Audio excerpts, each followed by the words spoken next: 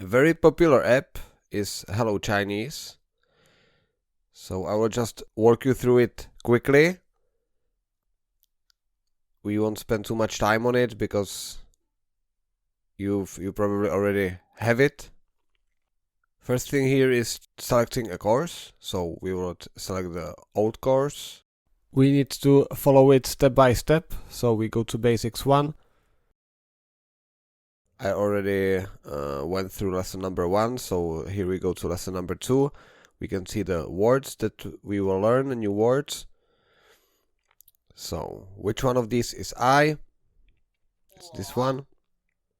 I got to like the way how it combines words with pictures. The pictures are nice and it creates a wider context for learning a new word. And it's just the first contact with the word where you get to see a picture. Later on, it's without it, it's more focused on the actual word, not a picture, so it makes sense. Now we check it. You can see that the word sh is in a special format here. We can click it. It opens up a grammar explanation. Sh is almost equivalent to be in English. Sh in Chinese is used to connect two nouns. The structure is noun 1 plus sh plus noun 2. To be honest, I really hate this way of presenting grammar. It's something that has always caused me headaches and I couldn't understand a thing from it. I would recommend to add some examples here. 他是老师, he's a teacher. 他是中国人, he is Chinese. Because the thing with to be in Mandarin is pretty specific. It's a special category of a verb because there are different verbs to be. There is this 在 to be somewhere, 有 when we say there is, there are. There is 很 which isn't a verb, but when we say I'm fine, we say 我很好 or this is expensive, 这个很贵. So the problem of to be is a bit complex. So I wouldn't say that it's almost equivalent to be in English because it's not. It's equivalent only in some circumstances when we say he's a teacher or he's Chinese, stuff like this. This is Chinese tea. So this is something that I would recommend to make more comprehensible for people without all these pluses and minuses, subject plus, object minus, verb equals 13. That's the way Chinese grammar is usually introduced. And I think Chinese is more of a human language than math, so yeah, that's my objection towards a lot of Chinese learning tools, textbooks and apps, not excluding this one. So now we translate, nice feature, we can play it again. 我是爸爸. I'm a father. Check. First, I was like, oh, this continue thing, you need to press continue all the time. It's too much of a steps. But now I think that it's actually pretty useful because it's up to you to decide when you want to continue. You can, for instance, you might want to write the characters down into your notebook. So it's good to have some time and it's up to you to decide when you want to continue. So it's not that annoying as I originally thought it was. 我是儿子. Now we need to translate the sentence in a way. So select the right words in the right order. So I'm a son. Check. Continue. We get to hear it from different people. That's something I really like because there are all these different speakers in the streets with the street noise, so it's very natural and you get to hear the language in natural situations. 我是爸爸. 我是爸爸. Fine. 我 Now the writing, very nice. It shows us the correct stroke order. Animations are very nice, very fluent. And now we write it without the assistance. We need to remember it.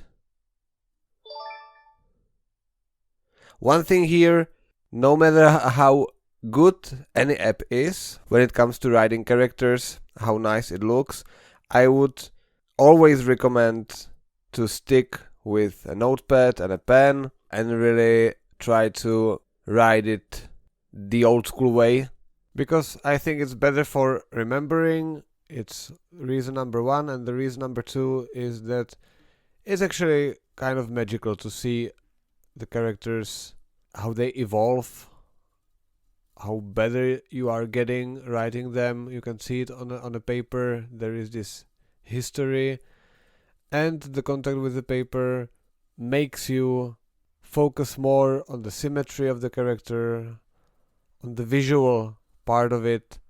So it's kind of a form of an art.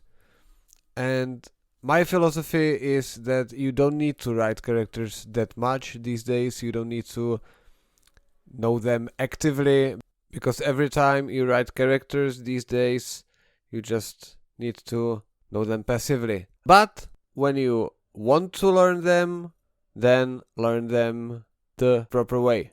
That is the old school way. With the help of new technology, obviously, apps like this. Perfect. Continue. 我是儿子， Now we need to say it, so we just press it here. 我是儿子. That's also a very nice feature. Which one of these is him? So that would be this picture. Nice thing here is that even though you know it and you want to listen to the other words, you can just press on them. 再见，你好，我 Then you 他 select the correct one and you press check, so you are able to hear all of them. That's clever. You can hear it once more when you type on this icon here. 他 You can write it down, and when you're done, continue. 他是爸爸， So that's about it. You've seen several modes of input and of exercises. There are many inputs, and I can understand why this app is actually so popular. Because it's well done. It's really well done. This stuff I showed you is for free. There is paid version that opens up more possibilities, and there are different levels of membership. So it can be like 50 euros a year or 100 euros a year, no, even more. It really depends on the plan you select. You can look it up. If you wanna skip some levels, there is this take a shortcut thing, and you just take a test. I'm 18 years old, so wash your pathway, right? Right. 我18岁， I could imagine the audio being faster because it's actually easier to speak faster from the very beginning, actually, than this unnatural way of saying things slowly in Chinese.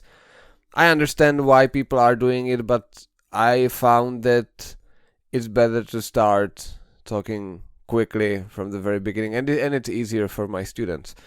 So I would make it faster, the recordings. 他是儿子， 他是儿子, he's a son. 他是儿子， So stuff like that. Yeah, it's nice to play with. It's a good app. It's a good app. I was skeptical at the beginning, but the more I see it, the more I like it. So I wouldn't have any problem recommending it. So yeah, that's Hello Chinese. Check it out for yourself.